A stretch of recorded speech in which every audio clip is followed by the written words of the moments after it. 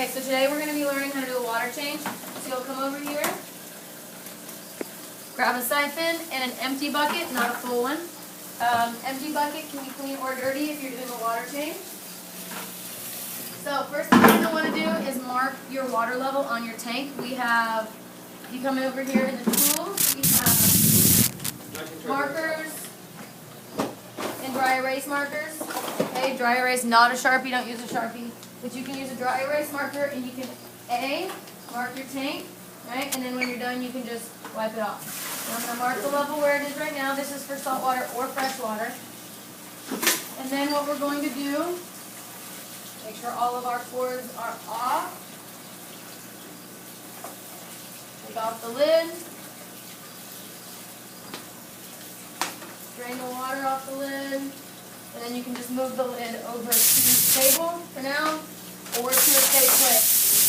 I don't like it when the lids lay like I'm doing the light, because sometimes this glass piece, or plexiglass, whatever it is, actually falls out, right? And then you have glass in the tank, and it's just not a good idea. Couple of things, if you can come a little closer. Depending on your filter, right? This filter isn't even on, which is awesome, okay? But this is tank number 3, so I'm going to look for the tag in tank.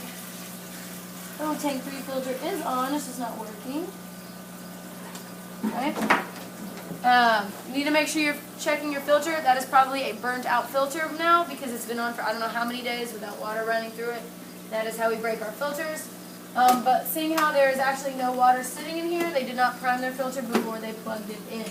So it's probably burnt out. So now what we're going to do is, filters unplugged, you have your siphon and your bucket. Actually, I'm going to grab 2 buckets. Sam, will you grab me a bucket, please? Right? Since I'm doing this by myself, I'm going to do all extra precautions so we don't flood the classroom, because what happens when this bucket gets full, and then I need to switch to another bucket. Thank you. Alright, so first things first, you're going to start with the siphon, and if you can come over here so you can actually watch the air bubble move through the hose. Alright. You're going to put the siphon in, and then you're going to basically feed it through. The water level is here. This is all full of air. You're just going to take out the air in the hose, and then in the water, I'm going to plug it, bring it over into the bucket, and then it is now draining, right? So there's water coming out of the hose using gravity. And then as I'm actually siphoning through the water, you can put the nozzle into the substrate, and you can pick up any dirt grime you'll actually see. This is like a brand new tank, so it'll get really fresh, right? And so that is how you do a water change. Once you're done with the entire water change, and you can move your substrate around, all right, your fish will move out of the way.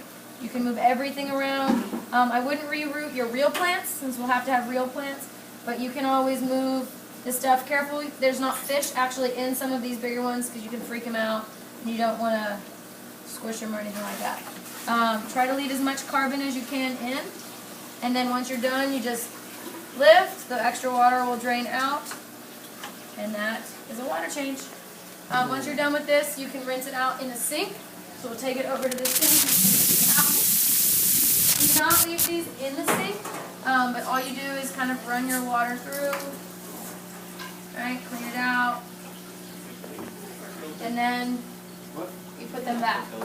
If you were to leave this, like legitimately just in the sink, people wash their hands, they use soap. You don't want soap in your tank, so do not leave it in the sink. Put it away. If you need a towel, towels is where the dirty towels go. There's a towel up there I like to use for hands, so don't grab that one, grab one from underneath. And then you put everything back on. If you have new water, right, if you're doing a water change, then you can just pick the bucket up and pour your water in. Since this water wasn't dirty, right, since we're starting this tank, just pour that back in, and then you can wipe off your mark. If you leave this on the tank for too long, it tends to become more permanent. Then dry erase. Put everything back on. All done.